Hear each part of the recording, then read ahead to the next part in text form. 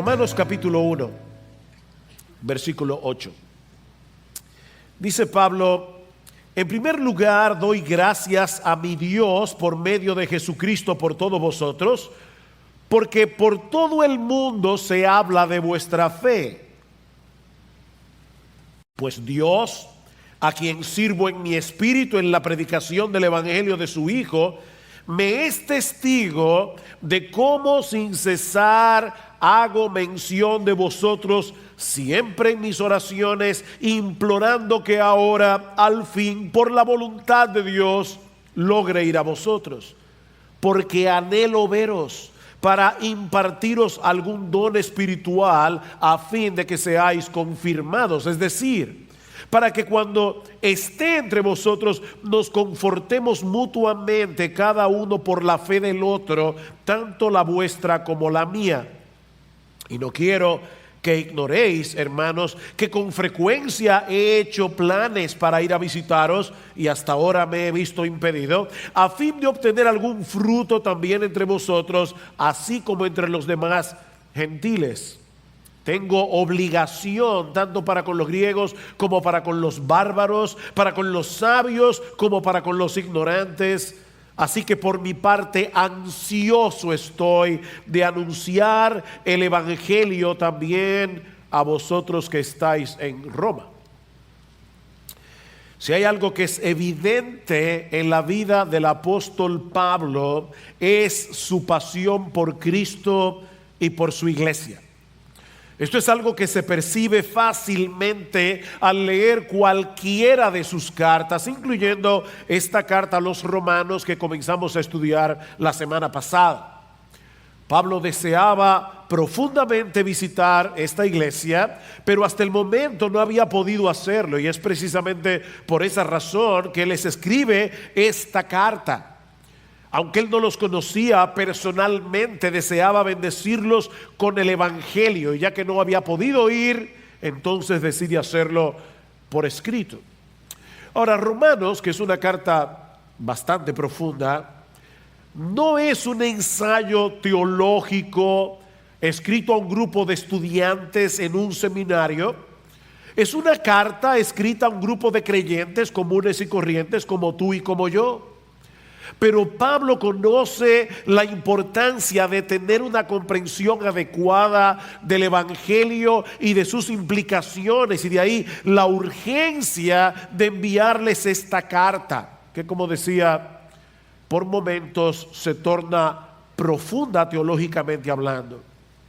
Pablo quería llevar a cabo la encomienda apostólica que él había recibido del Señor. Recuerden que estudiamos la semana pasada en el versículo 5 cómo Pablo dice que Cristo mismo lo había constituido como un apóstol con el propósito de promover la obediencia a la fe entre todos los gentiles por amor a su nombre.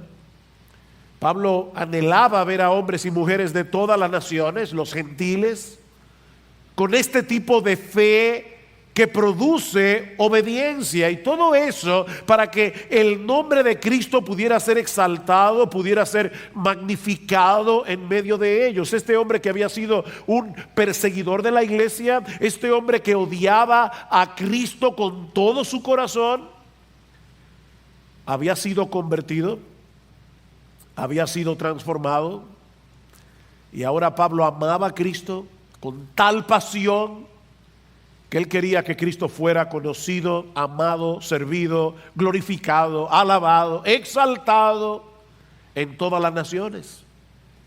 Esa era la pasión que consumía y controlaba el corazón del apóstol Pablo, y esa pasión por Cristo producía al mismo tiempo un deseo genuino y profundo de bendecir a la iglesia por la que Cristo murió, como vamos a ver en este pasaje. Una cosa no puede ser divorciada de la otra. Aquellos que aman a Cristo con pasión, que de verdad aman a Cristo con pasión, aman apasionadamente la iglesia por la que Él murió. Aman apasionadamente esa iglesia que es el objeto del amor de nuestro Señor, como vemos en Efesios capítulo 5, cuando Pablo le dice a los esposos: maridos, amad a vuestras mujeres, así como Cristo amó a la iglesia y se entregó por ella para santificarla. Es imposible amar a Cristo y no amar a su iglesia. Y es esa pasión por Cristo y por la iglesia lo que se encuentra en el trasfondo de este pasaje, que podemos dividir en tres partes. En el versículo 8, Pablo da gracias a Dios por estos creyentes en Roma. En los versículos 9 al 13, Pablo revela a estos hermanos el anhelo que tenía de ir a visitarles. Y en los versículos 14 y 15, Pablo nos muestra qué era lo que lo movía a tener ese deseo tan intenso. Eso es básicamente lo que nosotros encontramos en este pasaje. Vean una vez más el versículo 8. En primer lugar, doy gracias a mi Dios por medio de Jesucristo, por todos vosotros, porque por todo el mundo se habla de vuestra fe. Pablo escribió Romanos probablemente un poco más allá del 55 después de Cristo. Así que no habían pasado ni 30 años después de la muerte de Cristo y de su resurrección, y ya el evangelio había llegado a la capital del imperio. Eso era algo tan impresionante, era tan sorprendente, que la noticia, dice Pablo, se había esparcido por todo el mundo. Los cristianos en otras partes comentaban el hecho tan extraordinario de que en tan poco tiempo el evangelio haya alcanzado un lugar de tanta importancia estratégica y al mismo tiempo tan corrupto y tan depravado como la ciudad de Roma. Roma era algo así como la ramera del mundo. Roma era la fábrica de ídolos del mundo en aquellos días. Y ya el evangelio había llegado allí. Habían cristianos en Roma. Había una iglesia en Roma. Y aunque Pablo no había sido el instrumento usado por Dios para la fundación de esta iglesia, esto llenaba su corazón de gratitud. Yo doy gracias a Dios. Yo doy gracias a mi Dios. Ahora, no deja de ser interesante, mis hermanos, al leer el versículo 8. Y hay varios detalles aquí que yo quiero resaltar en esta mañana. Este es uno de ellos. Que Pablo no da gracias a los predicadores que habían llevado el evangelio a Roma.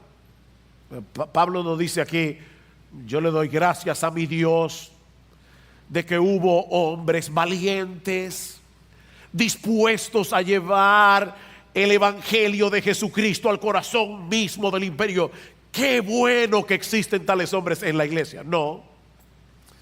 Pablo tampoco da gracias a los hermanos de Roma por haber creído en Jesús. Los alabo, creyentes de Roma, por vuestro compromiso con la fe de Jesucristo. No hay nada de qué gloriarnos en el hecho de haber creído, porque la fe es un don de Dios. Efesios capítulo 2, versículo 8 y 9, Pablo dice: porque por gracia sois salvos por medio de la fe, y esto no de vosotros, pues es un don de Dios, es un regalo de Dios, no por obras, para que nadie se gloríe. Como vimos el domingo pasado, el evangelio tiene su origen en Dios, y aún nuestra fe en el evangelio es un regalo de Dios. Es por eso que Pablo da gracias a Dios por medio de Jesucristo. ¿Notaron eso? Doy gracias a mi Dios por medio de Jesucristo, por la fe de estos creyentes. El Señor Jesucristo es el mediador a través del cual nosotros tenemos acceso a la presencia de Dios para orar y darle gracias. Miren, mis hermanos, nosotros ni siquiera podríamos acercarnos a Dios para manifestarle nuestra gratitud de no ser por Jesucristo. No podríamos. De no ser por la mediación de Jesús. Él es el que hace posible que podamos acercarnos al trono de la gracia al habernos reconciliado con el Padre por medio de su muerte en la cruz. Hay un solo Dios y hay un solo mediador, mi amigo. Eso es lo que dice la Biblia. No hay 10 mediadores, no es Jesús y María, es Jesús y solo Jesús. Hay un solo Dios. Y hay un solo intermediario, hay un solo puente, hay un solo mediador que nos lleva a la presencia misma de Dios. De manera, mis hermanos, que la salvación es del Señor, de principio a fin. Y por lo tanto, solo Él merece la gloria. Sin embargo, al mismo tiempo, nosotros vemos en este pasaje que a Pablo se le había encomendado la tarea de promover la obediencia a la fe entre los gentiles, como dice el versículo 5. Doy gracias a Dios porque les ha dado la fe, pero yo tengo que ir a predicarles el evangelio. ¿Se dan cuenta? Y eso nos introduce, mis amados hermanos, amigos que están aquí en esta mañana, a uno de los grandes misterios de la fe cristiana y de hecho a uno de los grandes temas de la carta a los romanos: la relación entre la soberanía de Dios y la responsabilidad del hombre. Es Dios el que da la gracia de la fe y del arrepentimiento, pero es el hombre el que se arrepiente y cree. Nosotros no somos títeres de Dios, nosotros no somos robots preprogramados para creer. Nosotros, en un acto libre de nuestra voluntad, en un momento dado, nos arrepentimos de nuestros pecados y creímos en el Señor. Porque el Dios soberano había determinado desde antes de la fundación del mundo que nos íbamos a arrepentir y creer. Y Cristo en la cruz del Calvario compró para nosotros arrepentimiento y fe. Pero no solo eso. Es Dios el que obra soberanamente en el corazón del pecador, pero Él lo hace a través de la predicación del Evangelio. Noten el versículo 9 que vamos a ver en un momento, todavía no hemos llegado ahí, pero Pablo dice: pues Dios, a quien sirvo en mi espíritu, y esta frase puede traducirse también como la Nueva Versión Internacional, a quien sirvo con todo mi corazón en la predicación del Evangelio de su Hijo. Dios es el que obra, pero Él obra a través de medios. De manera que nadie se va a salvar sin la predicación del Evangelio. Porque a Dios le ha placido salvar a los creyentes por la locura de la predicación. Eso es lo mismo que vemos más adelante en Romanos capítulo 6, versículo 17. Pablo había estado hablando acerca de que nosotros, antes de venir a Cristo, éramos esclavos del pecado.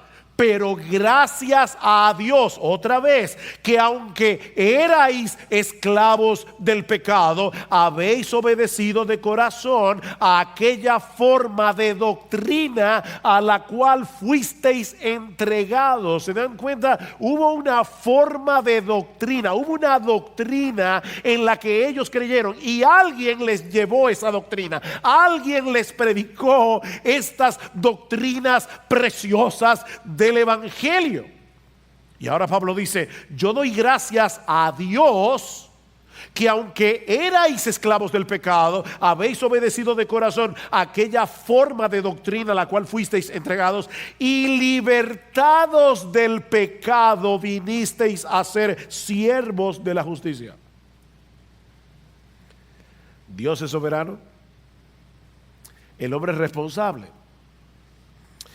Esta es una tensión que encontramos a través de toda la Escritura y que ninguna mente finita como la tuya y la mía es capaz de entender plenamente. No es que no podemos entender nada, Por eso decimos que esto es un misterio, no un enigma. Un enigma es una pared infranqueable, no se puede penetrar. Un misterio es un océano sin fondo. Tú te puedes tirar y de acuerdo a tus pulmones intelectuales y espirituales vas a llegar hasta cierta profundidad, pero siempre, no importa qué tan profundo tú seas, siempre va a haber debajo de tus pies un océano infinito al que nunca vas a llegar. Así que aquí tenemos una tensión que ninguna mente finita es capaz de entender plenamente o de explicar de una manera completamente satisfactoria.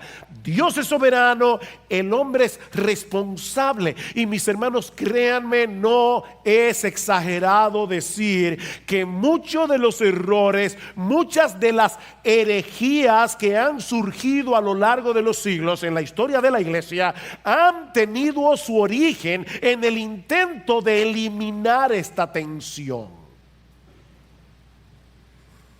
¿Y cómo lo han hecho? Bueno, algunos lo hacen debilitando la soberanía de Dios, dejando la salvación en última instancia en manos del pecador, como lo hace el arminianismo y el catolicismo romano. Otros lo hacen debilitando la responsabilidad humana a favor de la soberanía de Dios, como es el caso de los hipercalvinistas. Pero lo cierto es, mis amados hermanos, que la Biblia da por sentado estos dos lados de la moneda actuando al mismo tiempo, actuando en el mismo evento, no al mismo tiempo. La soberanía de Dios siempre va primero, porque es la soberanía de Dios, pero siempre actuando en el mismo evento, como vemos claramente en la siguiente sección de la carta, versículo 9.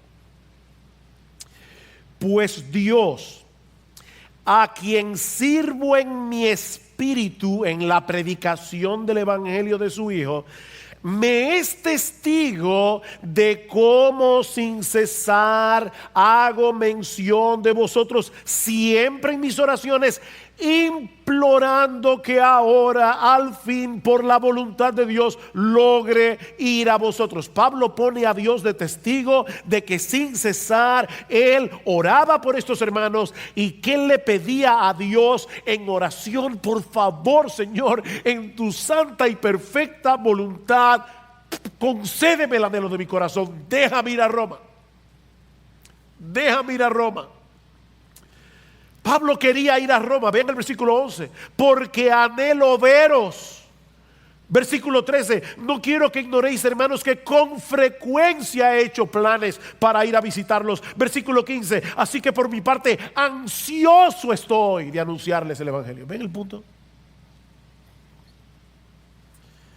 Pablo quería ir a Roma y él le oraba a Dios: por favor, Señor, déjame ir a Roma. Pero al mismo tiempo él se sentaba a planificar cómo llevar a cabo este proyecto. ¿Ven el versículo 13?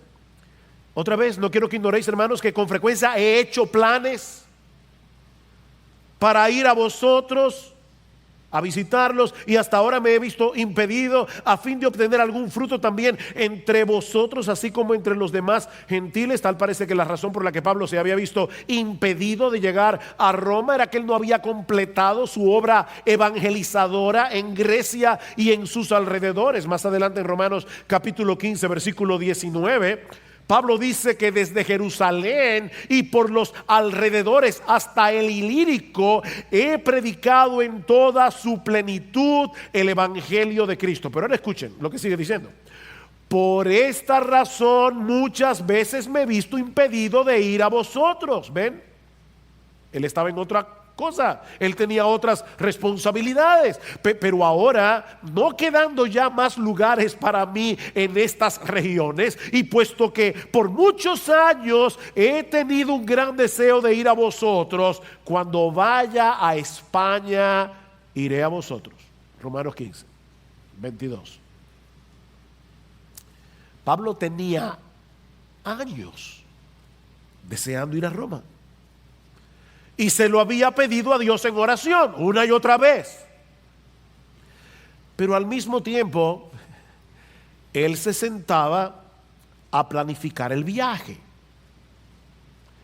Ustedes se dan cuenta, hermano, que en la mente de Pablo no había ninguna contradicción entre esas dos cosas, entre su determinación de llegar a Roma y su confianza en la soberana voluntad de Dios. Él hacía planes y oraba y hacía planes. Su convicción de que él debía orar por este viaje, porque Dios a final de cuentas era el que iba a obrar, no llevaba a Pablo a quedarse de brazos cruzados a esperar que las cosas sucedieran. Él hacía planes en oración. Así que, mis hermanos, en vez de tratar de desentrañar el misterio de la soberanía divina y la responsabilidad humana, Pablo aprendió lo que tú y yo debemos aprender si de veras queremos tener pasión por Cristo y por su iglesia. Debemos aprender a vivir en esa tensión, sabiendo que debemos orar y que debemos planificar y actuar. Porque lo que Dios ha decretado que ocurra va a suceder en el contexto de la actuación responsable de los hombres. Me ponérselo de esta manera. Miren, como dice John Piper, si Dios ha decretado que un hombre muera por un balazo, él no va a morir hasta que la bala sea disparada. Es así de simple. Hasta que alguien no haga ¡pum! Como decía el otro día un hermano, después del famoso problema con los Boeing, esos Max, yo viajaba ese mismo día y un hermano me mandó una nota diciendo, a mí no me dan miedo los aviones, gracias al Señor. Pero él, previendo que tal vez me daba miedo, me dijo, Sugel, no te preocupes, recuerda que tú eres inmortal hasta que Dios lo decida. ¿Está bien? Qué bueno saber eso. Debemos orar, debemos planificar y debemos actuar. Son tres patas de la misma mesa. Santiago capítulo 4. Vamos ahora los que decís, hoy mañana iremos a tal ciudad y estaremos allá un año y traficaremos y ganaremos, cuando no sabéis lo que será mañana. Mi papá siempre decía, calculen el moquillo. Y lo que él quería decir era que hay individuos que toman un papel y un lápiz y dicen, voy a comprar 3 gallinas, las gallinas van a poner tantos huevos, de los huevos van a salir tantos gallos, y en una hora tienen una granja. Y de repente resulta que la gallina que compraron le da moquillo y se murió. Y papi siempre decía, calcula el moquillo, tú no sabes lo que será mañana. Y eso es lo que está diciendo en Santiago, en palabras menos teológicas, está diciendo, calcula el moquillo. Tú no sabes lo que será mañana, porque ¿qué es vuestra vida? Ciertamente es neblina que se aparece por un poco de tiempo y luego se desvanece. En lugar de lo cual deberíais decir, si el Señor quiere, viviremos y haremos esto o aquello, dice Santiago. Hay un esto y un aquello que yo debo planificar y que yo debo llevar a cabo. Pero reconociendo al mismo tiempo que como no tenemos control de todas las cosas, es si Dios quiere que viviremos y haremos esto o aquello que hemos planificado. Pero el esto y el aquello lo tienes que planificar tú. O sea, Dios te dio una cabeza para pensar y te dio un cuerpo para actuar. Y aunque no sabemos exactamente cómo funciona, cómo interacciona la soberanía de Dios y la voluntad del hombre, haz lo que tú tienes que hacer.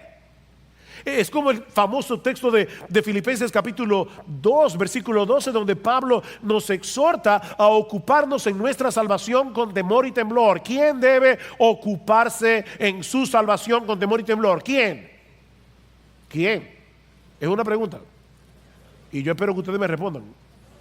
Nosotros, o ocuparnos nosotros en nuestra salvación y con temor y con temblor. ¿Saben por qué Dice Pablo, porque Dios es el que en vosotros produce así el querer como el hacer por su buena voluntad. Pablo oraba, Pablo planificaba, y ahora viene la pregunta del millón. Respondió Dios la oración de Pablo. Señor, yo quiero ir a Roma, yo quiero ir a Roma. Sí, la respondió. Pero en el tiempo y en la forma en que Dios soberanamente decidió hacerlo. Pablo quería ir a Roma una vez, fue 2 veces. Así que el Señor respondió más abundantemente. 2 veces. Y gratis, porque fue preso. O sea, él le decía, Señor, yo quiero ir a Roma. Dios le dijo, mi bien, yo te voy a llevar. En su momento lo llevó 2 veces, preso con guardaespaldas, pagados por el imperio, custodiado. Yo me imagino que Pablo nunca pensó que Dios iba a responder su oración de esa manera. Pero él sabía lo que tú y yo tenemos que saber, y es que Dios es más sabio que tú y que yo. Tú ora, deja que Dios responda como Él quiera y cuando Él quiera. Porque, mis hermanos, ¿qué habría sucedido? Escuchen esta pregunta importante. ¿Qué habría sucedido si Dios hubiera respondido la oración de Pablo tan pronto la hizo la primera vez? ¿Saben qué hubiera sucedido? Que no tendríamos la carta a los romanos. La razón por la que Pablo tuvo que escribir la carta a los romanos es porque Dios se dilató en responder su oración. Así que hoy estamos estudiando la carta a los romanos porque Dios no quiso responderle a Pablo su oración inmediatamente. ¡Qué bendición! ¡Qué bueno que Dios no le dijo que sí a Pablo de una vez! Porque de lo contrario no tendríamos esta bendición en nuestras manos. ¿Ustedes se dan cuenta? Mi hermano querido, tú que estás orando por algo que no ha llegado, tranquilo, sigue orando, pero sigue esperando en la buena voluntad de Dios. De manera que al pedirle algo a Dios en oración debemos esperar con mansedumbre, humildad, que Él responda en su tiempo y a su manera. ¿Saben que orar es una aventura? Es una aventura porque uno nunca sabe la forma tan creativa en la que Dios va a responder nuestra oración. Pero no dejes de orar. Porque la Biblia dice en Santiago capítulo 4 versículo 2 que no tenemos lo que deseamos porque no pedimos. En la soberanía de Dios, Él ha decretado hacer lo que Él va a hacer a través de nuestras oraciones. Pastor, yo no entiendo. No hay problema, yo tampoco. Pero obedece. Que Dios dice en su palabra, tú no tienes lo que quieres porque no lo pides. Así de sencillo. Pero tampoco dejes de planificar y de actuar, porque la Biblia también dice en Proverbios capítulo 20 versículo 18 que los proyectos con consejo se preparan y con dirección sabia se hace la guerra. Y en Proverbios capítulo 13 versículo 4 dice que los perezosos desean muchas cosas pero no alcanzan nada. Yo quisiera hacer esto y lo otro y lo demás allá. El perezoso no ha perdido la capacidad de desear cosas y hay proyectos, pero no logra nada porque es un perezoso. Ahora, ¿qué era lo que Pablo quería hacer en Roma? Esa es otra pregunta.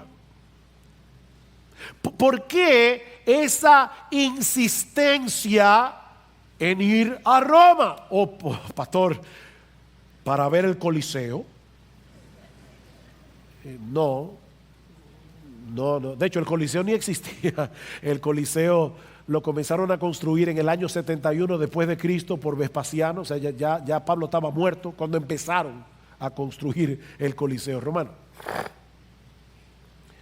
No era para visitar el Coliseo. No era por las razones por las que muchos turistas quisiéramos ir a Roma en el día de hoy. Versículo 11. Porque anhelo veros para impartiros algún don espiritual a fin de que seáis confirmados, fortalecidos en vuestra fe, es decir, para que cuando esté entre vosotros nos confortemos mutuamente cada uno por la fe del otro, tanto la vuestra como la mía. Y no quiero que ignoréis, hermanos, que con frecuencia he hecho planes para ir a visitarlos y hasta ahora me he visto impedido, a fin de obtener algún fruto también entre vosotros, así como entre los demás gentiles. Hay tres propósitos en la mente de Pablo: fortalecerlos en su fe a través del uso de los dones que el Señor le había dado, versículo 11, ser mutuamente confortados en la comunión cristiana, versículo 12, y cosechar algún fruto de salvación a través de la predicación del Evangelio, versículo 13. Ahora, no olviden que Pablo no conocía a la mayoría de estos creyentes. El afán de ir a visitarlos no es porque eran amigos íntimos, es simplemente porque eran sus hermanos en la fe. Pablo anhelaba bendecir al pueblo de Dios con los dones que el Señor le había dado. Y aunque él era un apóstol de Jesucristo, ¿sabes qué, mi amado hermano de Iglesia Bíblica del Señor Jesucristo? Ese es el sentir que debería tener todo cristiano. Todo cristiano. Déjame hacerte una pregunta. Y por favor, sé honesto en tu propia conciencia. Hoy en la mañana, tú te estabas preparando para venir a la iglesia. ¿Te pasó por la cabeza la idea de que tal vez hay alguien en este cuerpo local de creyentes que necesita de ti? De tal manera que tú le dijiste: Señor, voy a la iglesia y no voy únicamente a oír tu palabra, yo voy también a bendecir a otro porque soy parte de un cuerpo. Por favor, Señor, muéstrame en qué manera yo puedo bendecir a mis hermanos. Porque en Hebreos capítulo 10, versículo 23 en adelante, dice que esa es una de las razones por la que no debemos dejar de congregarnos, como algunos tienen por costumbre, para poder exhortarnos mutuamente, dice el autor de la carta a los Hebreos. Pablo no conocía a estos creyentes, pero él quería bendecirlos. ¿Saben cuál es mi trabajo aquí hoy en la mañana? Mi trabajo es equiparte a ti para que tú hagas la obra del ministerio. ¿No es eso lo que dice Pablo en Efesios capítulo 4, versículo 11? Y el mismo Cristo os dio que algunos sean pastores maestros a fin de equipar a los santos para la obra del ministerio. Todos los santos hacen la obra del ministerio. Nosotros deberíamos anhelar ver a otros creyentes fortalecidos, ver a otros creyentes creciendo en su fe y dando fruto, aunque no sean amigos cercanos. Simplemente porque amamos a Cristo, porque amamos su iglesia, porque amamos ver su imagen más claramente reflejada en nosotros y en otros. Y yo te pregunto, mi hermano, ¿de verdad tú deseas eso? Pero ahora escucha una de las declaraciones más sorprendentes de esta sección. Versículo 12 otra vez. Es decir, yo quiero ir a Roma para confirmarlos. Es decir, alguien dice que de repente Pablo detuvo la pluma y dijo: uy, esto suena muy unilateral. El Espíritu Santo lo guió a escribir esto. Para que cuando esté entre vosotros nos confortemos mutuamente, cada uno por la fe del otro, tanto la vuestra como la mía. ¿No te sorprende eso? el gran apóstol Pablo, que escribió 13 de las 27 cartas del Nuevo Testamento, que recibía revelaciones directas de Jesucristo como un apóstol que él era de Cristo, ahora está diciendo: mi intención de ir a Roma no es unilateral.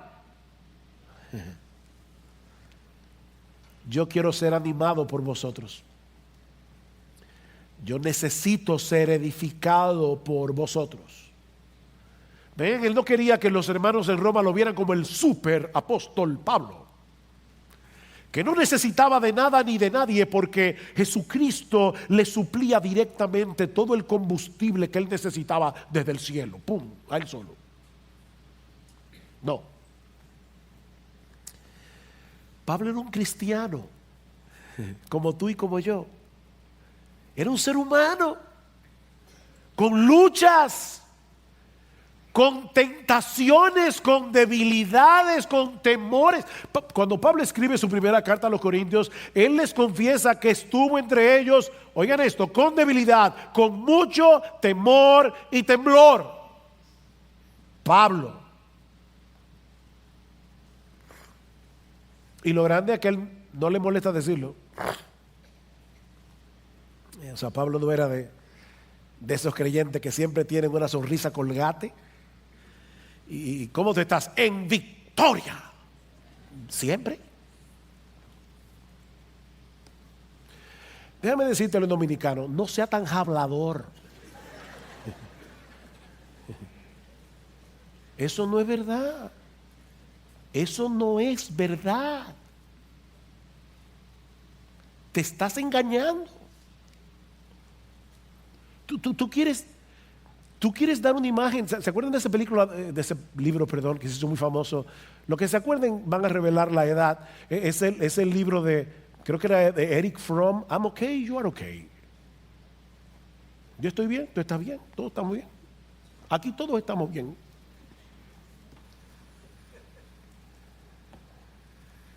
Miren, mis hermanos, no pongan a los pastores en la lista de los superhéroes de Marvel.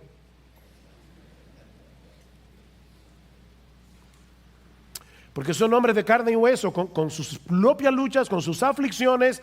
Son hombres que necesitan aliento, son hombres que necesitan estímulo, son hombres que necesitan ser fortalecidos por otros cristianos, son hombres que necesitan ser edificados.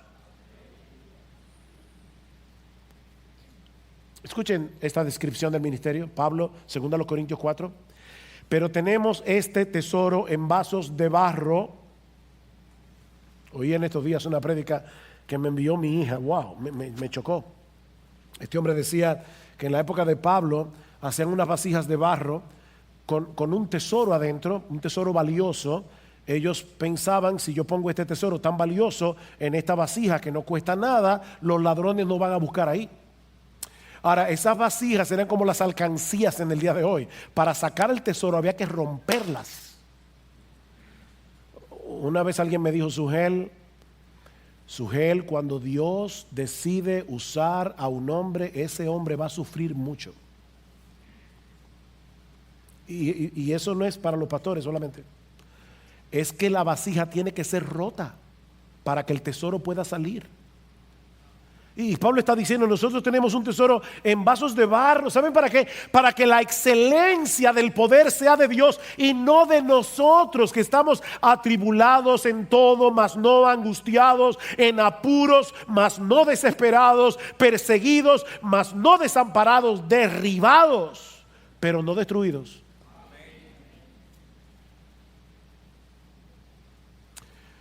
Oh, mis hermanos, nunca dejen de ver a sus pastores como hombres necesitados de sus oraciones, de sus palabras de aliento y de edificación, porque ellos necesitan de ti, así como tú necesitas de ellos. Pablo anhelaba llegar a Roma para bendecir a estos creyentes y para ser bendecidos por ellos. Y si Pablo lo necesitaba, nosotros lo necesitamos también. Esa es la perspectiva que todo creyente debe de tener de sí mismo y de la iglesia. Mis hermanos, nadie aquí es autosuficiente para vivir su vida cristiana aislados de los demás. La razón por la que Cristo te puso en una iglesia es para que puedas bendecir a otros, mientras los otros son de bendición para ti. Pero si te aíslas de los demás, eso no va a suceder. Tú debes tomar la determinación de conectarte con este cuerpo lo más que tú puedas, o de lo contrario te vas a estancar en tu vida cristiana y perderás el privilegio, el enorme privilegio de bendecir a otros. ¿Saben por qué el mar muerto está muerto? Hay varias razones ecológicas, geológicas, que no vienen al caso, pero una de las razones por la que el mar muerto está muerto es porque el agua del Jordán muere allí. El agua solo entra pero no sale para ningún sitio, y eso aumenta la salinidad del mar. Ahí no hay vida. En el mar de Galilea o el lago de Genesaret, porque es un lago de agua dulce, el agua del Jordán entra por el norte y sale por el sur, y es un mar lleno de vida. ¿A cuál de esos dos mares te pareces tú?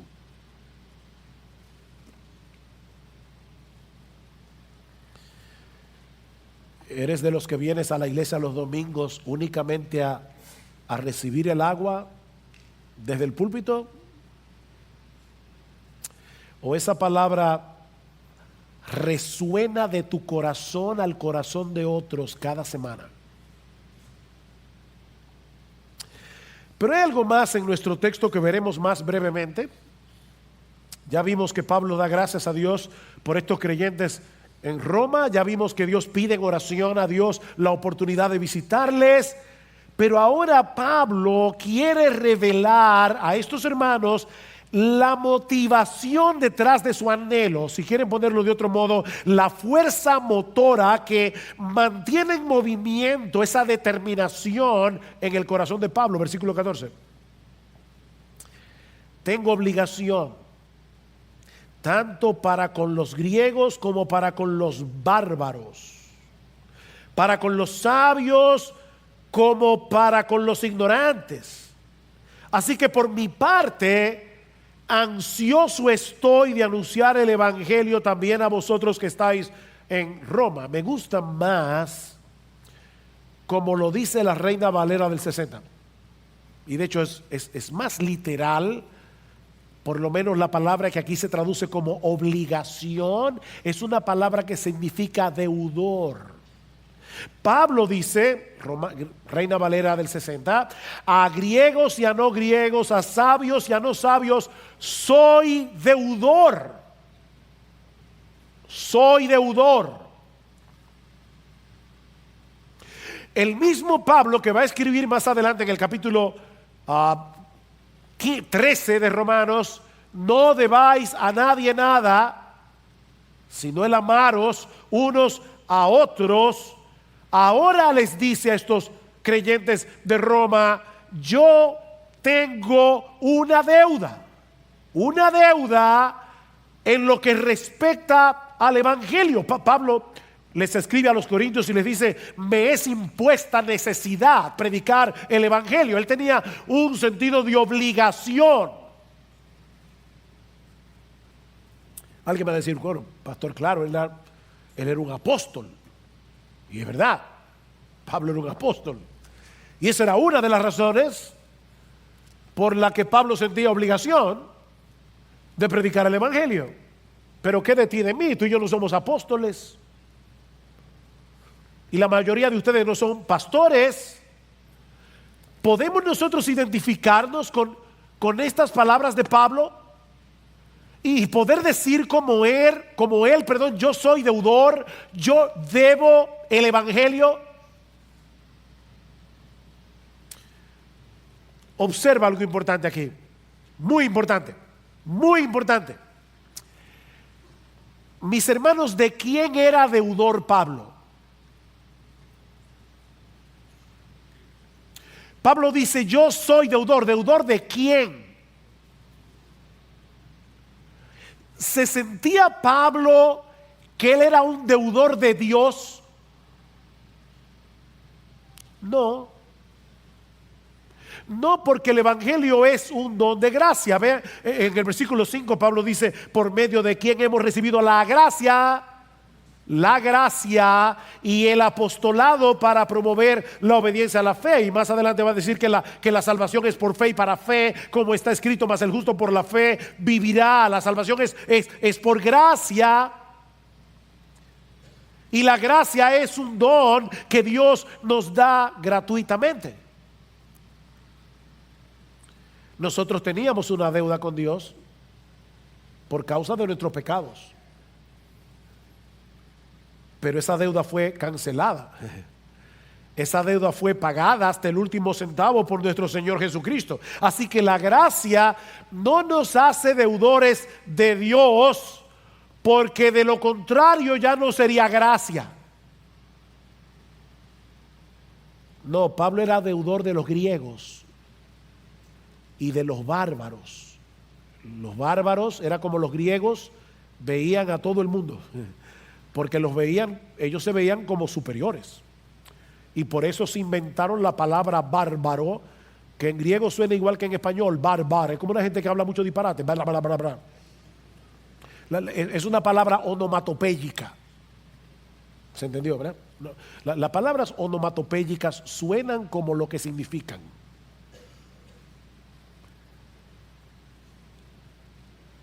Bárbaros. Suena, ¿verdad? ¿Verdad? Bueno, eso es lo que significa la palabra. Y Pablo dice, yo me siento deudor de todo el mundo, de los griegos sofisticados, que amaban la filosofía, y de los bárbaros. Yo me siento deudor de los sabios, los médicos, los arquitectos, la gente rica, la gente de una clase social alta, y también me siento deudor de los analfabetos. Yo me siento deudor, yo soy deudor. No es que me siento, es que yo soy deudor. Pablo, ¿y cuándo tú adquiriste esa deuda? Bueno, el punto es este, mis hermanos. Ningún ser humano califica para ser merecedor de la gracia porque es por gracia. Y por lo tanto, cuando Dios te hace partícipe de su gracia, al mismo tiempo te hace deudor del resto de los pecadores que necesitan la misma gracia que tú. Porque todos están en la misma condición. Cuando tú te ves a ti mismo como un miserable pecador que solo merece la condenación del infierno, y llegas a entender que Dios te miró con ojos de misericordia, tuvo compasión de ti por ninguna razón que no fuera su pura gracia, ¿acaso no debería eso moverte a ti a dar de gracia lo que de gracia recibiste, como dice Jesús en Mateo capítulo 10, versículo 8? Dad de gracia lo que recibisteis de gracia, o como dice otra versión, den gratuitamente lo que recibieron gratuitamente. Pero si ahora, porque tú eres cristiano, te sientes superior a los demás, estos impíos, ¿y tú qué eras? O sea, de verdad ahora tú estás allí parado en tu pedestal viendo a los pobres pecadores que van caminando. ¿Tú te sientes así? Tú no entiendes la gracia entonces. ¿Tú no has entendido el evangelio? ¿Tú no has entendido nada? Si tú te guardas esa gracia para ti solo, sabiendo que hay otros a tu lado tan necesitados de esa gracia como lo estabas tú cuando estabas perdido y camino a una condenación eterna, ahora tú conoces el mensaje de salvación. Ahora tú sabes que hay salvación en Cristo. Ahora tú sabes que hay perdón en Cristo para todo aquel que cree. Ahora tú sabes que Dios ofrece en el evangelio vida eterna hasta el peor de los pecadores.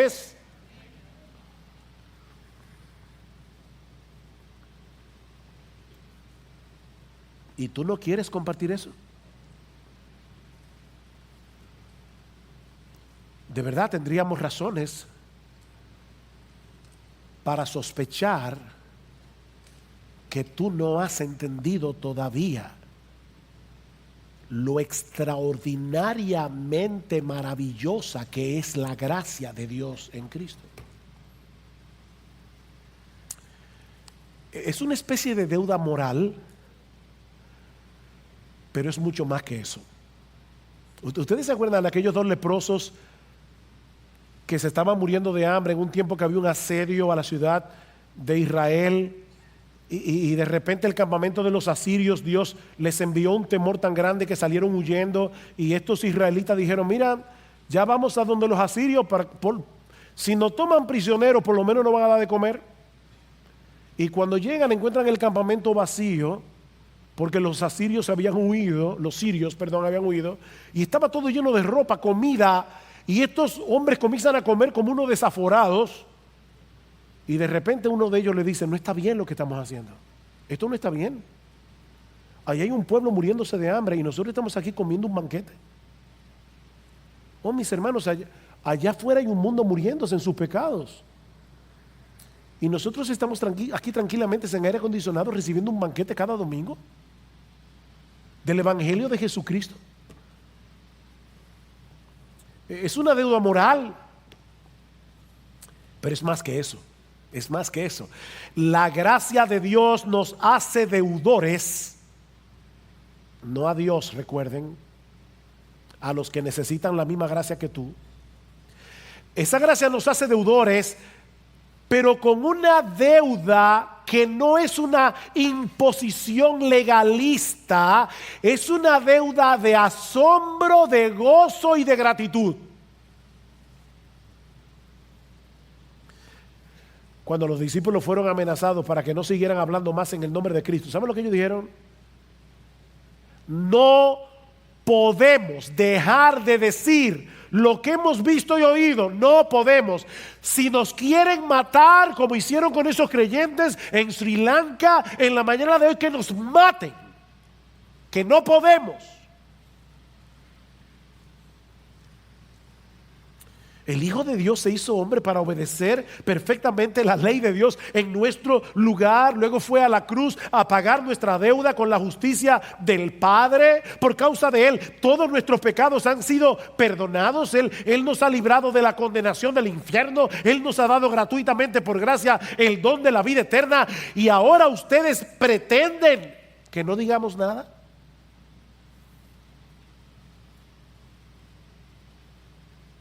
Versículo 15. Así que, por cuanto soy deudor, pero un deudor gozoso, el que tiene deuda no puede dormir, porque está aplastado por la deuda. No es ese tipo de deuda, esta es una deuda gozosa.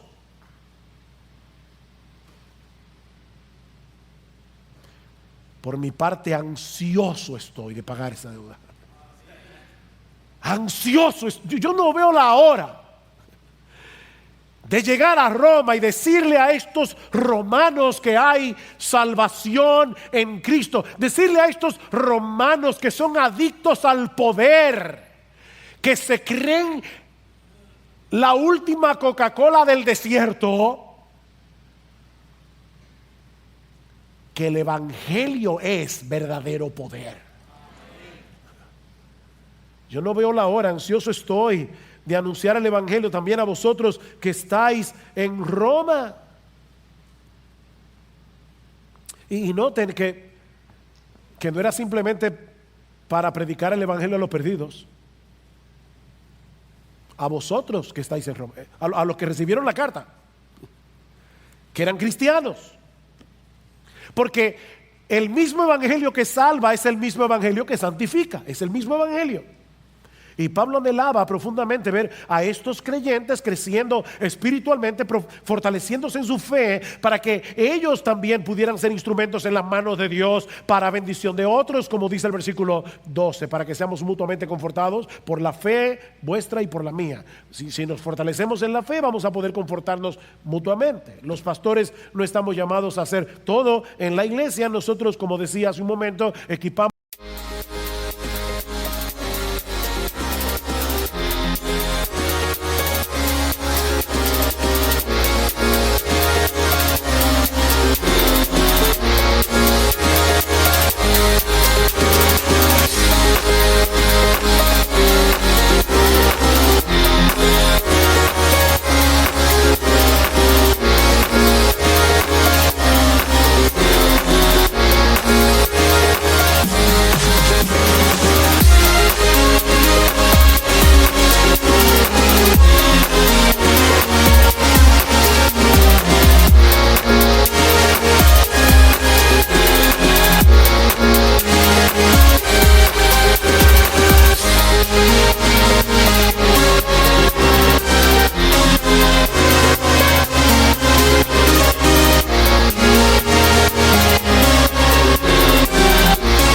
a los creyentes para que los creyentes hagan la obra del ministerio.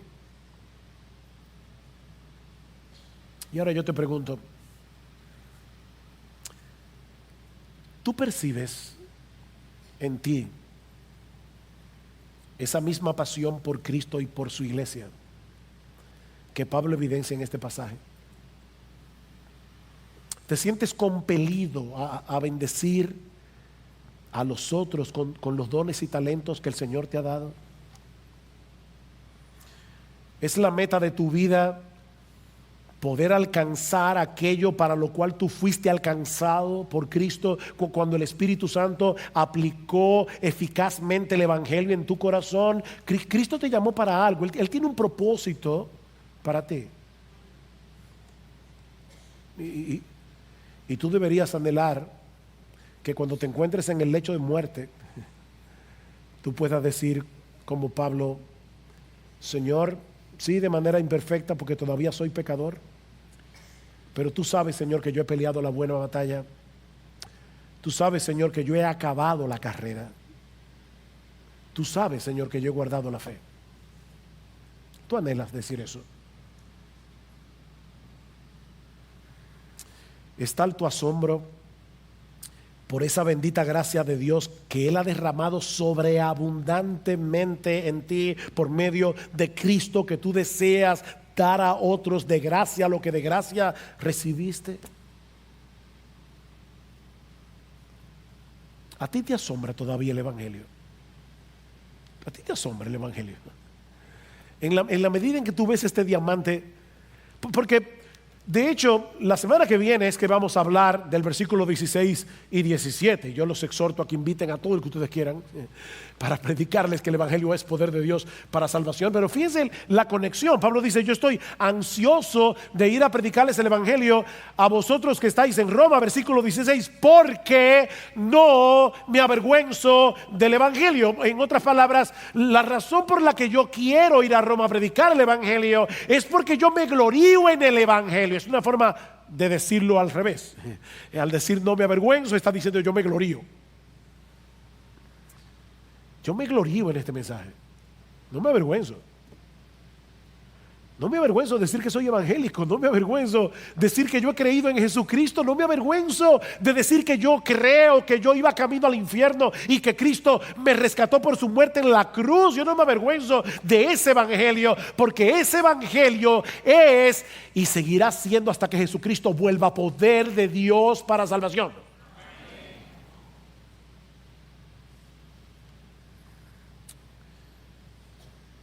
Una vez alguien me dijo, hace mucho de eso: Sugel, últimamente te estás repitiendo mucho en el púlpito.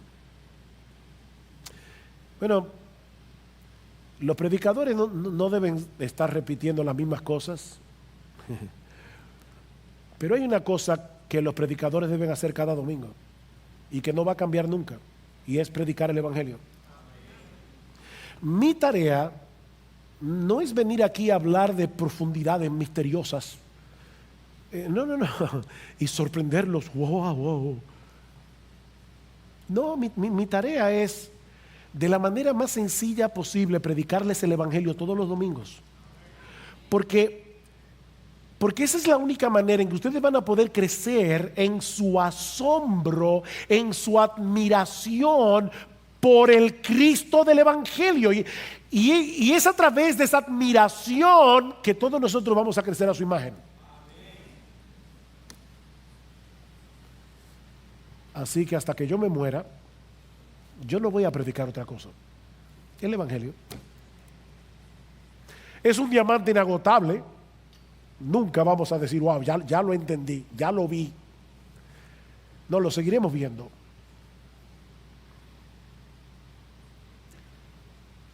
Pero es la única forma, predicando el Evangelio, que nosotros vemos a Cristo glorioso. Y cuando vemos a Cristo glorioso, somos transformados de gloria en gloria en la misma imagen, como por el Espíritu del Señor. Y si tú estás aquí sin Cristo en esta mañana, mi amigo, el anhelo de nuestro corazón es que tú también seas alcanzado con esa bendita gracia en esta misma hora. De tal manera que tú vengas a Cristo en arrepentimiento y fe, ahora pidiéndole que tenga misericordia de ti. Mi amigo, las puertas de la salvación todavía están abiertas de par en par para todo el que se acoja por la fe a la gracia de Dios en Cristo. No desprecies ese regalo que Dios te está ofreciendo hoy en el Evangelio. ¿Sabes por qué? Porque nadie puede saber con certeza cuándo será la última vez que ese regalo le será ofrecido. El tiempo es ahora, mi amigo, no mañana. Es ahora, porque mañana puede ser muy tarde para ti.